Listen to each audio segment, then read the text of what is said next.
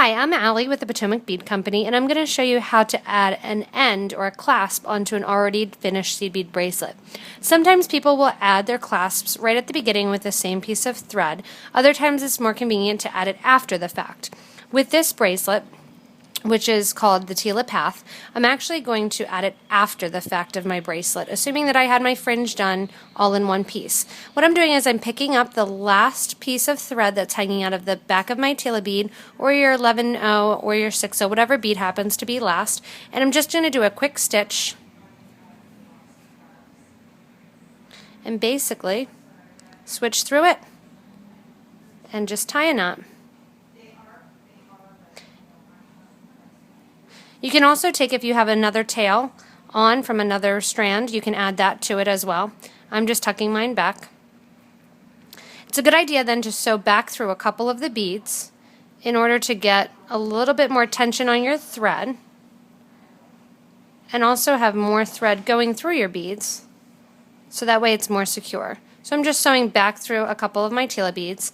Again, if you're using 11-0s or 6-0s, you're going to sew back through those as well. And I'm going to come out of my beads towards the top of the beads. I'm then going to take some seed beads here to add on to my thread. These are size 11 seed beads. And I'm just going to add a couple beads to make my clasp further away from my project. I add whatever bead I'm using for my clasp. This one happens to be a blue banded agate oval. I'm going to add a seed bead on the end, sewing back through the blue banded agate and skipping that seed bead that I just put on, and back through my other seed beads as well. With this bracelet, because of the two holes and the angles that they're at, I'm actually going to come right out after my original agate oval, and I'm going to add another row of seed beads right here where my needle is, and then sew back through again. I'm going to sew back through a couple rows then of my Tila beads in order to get a little bit more stability. And that's how you add the first side of your clasp. Hi, Allie again here with the Potomac Bead Company. I'm going to show you how to add the second end on a simple seed bead bracelet.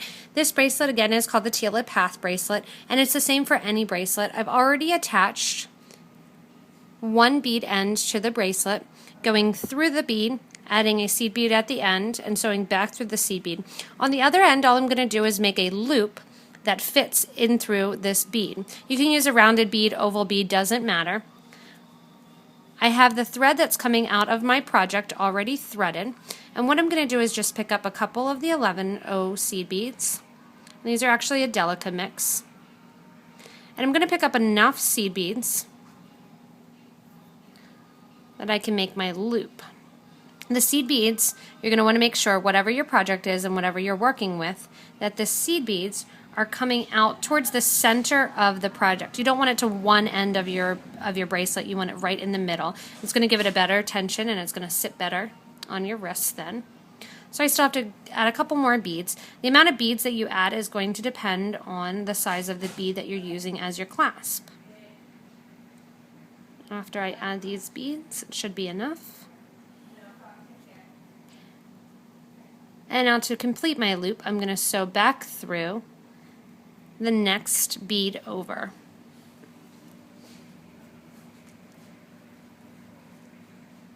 This will then make my loop. And at this point, you're going to test to see whether or not your bead fits through the loop. My bead fits nicely through my loop, so I know that I can finish it off. And then what I'm going to do is sew a couple sides, a couple down through my seed beads, back up, and I always want to reinforce any loop or bead that I put on by sewing through the entire seed beads again. I'm going to then continue to stitch down through the Tila beads and tie off somewhere in the bracelet.